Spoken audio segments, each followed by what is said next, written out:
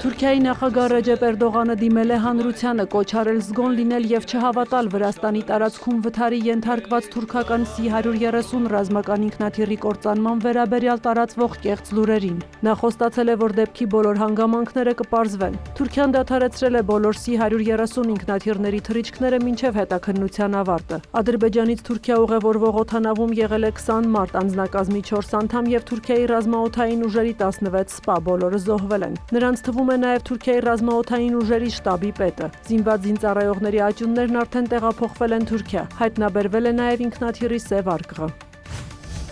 Եվրահանձնաժողովի նախագահ Ուրսուլա ֆոն դեր Լայենը Ուկրաինայի ֆինանսական կարիքները բավարարելու լավագույն միջոցը համարում է ռուսական սառեցված ակտիվներից վարկերի տրամադրումը։ Նա նաև հայտարարել է, որ Եվրամիությունը ևս 6 միլիարդ եվրո կփոխանցի Կիևին։ Դրանից ավելի քան 4 միլիարդ եվրոն G7-ի կողմից համաձայնեցված վարկի վերջին 10-րդ տրանշն է, իսկ մոտ 2 միլիարդ եվրոն կտրամադրվի Ուկրաինայի վերակառուցման հիմնադրամից։ Հյուսիսային Եվրոպայի եւ Բալթյան երկրներն իրենց հերթին հայտարարել են Ուկրաինային 500 միլիոն եվրո տրամադրելու մասին։ Օգնությունը կուղղվի հակաօդային պաշտպանության ապահովմանը եւ Ուկրաինայի ռազմաօդային ուժերին աջակցությանը։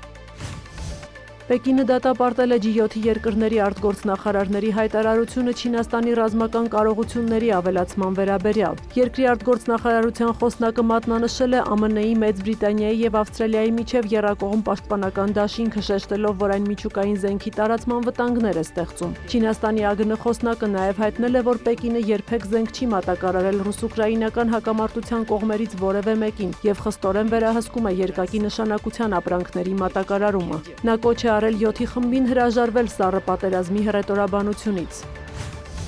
Միացյալ Նահանգներում ավարտվել է երկրի պատմության ընթացքում ամենաերկար շատդաունը, որը շարունակվում էր 43 օր։ Ներկայացուցիչների պալատը հաստատել է, այնուհետև նախագահ Դոնալդ Թրամփը ստորագրել օրենքը, որով կառավարության աշխատանքը կֆինանսավորվի մինչև 2026 թվականի հունվարի 30-ը։ Սպիտակ տան ղեկավարի խոսքով կառավարությունն այժմ կվերսկսի իր բնականոն աշխատանքը։ Պետական բազմաթիվ ծառայություններ հոկտեմբերից կասեցվել էին, շուրջ 1.4 միլիոն դաշնային աշխատողներ ուղարկվել էին հարկադիր պարապուրդի կամ աշխատում էին առանց վարձատրության։ Կառավարության աշխատանքի մասնակի դադարեցումն ազդել էր ավիահաղորդակցության ոլորտի վրա։ Խնդիրներ էին առաջացել կարիքավորներին պարենային օգնությամբ ապահովման ծրագրում, որից օգտվում է շուրջ 42 միլիոն մարդ։ Շատդաունի պատճառ էին դարձել դեմոկրատների եւ հանրապետականների տարաձայնությունները առողջության ապահովագրության ծախսերի շուրջ, որոնց ժամկետն ավարտվում է տարվա վերջին։ Կողմերը պայմանավորվել են դեկտեմբերին քննարկել այդ հարցը։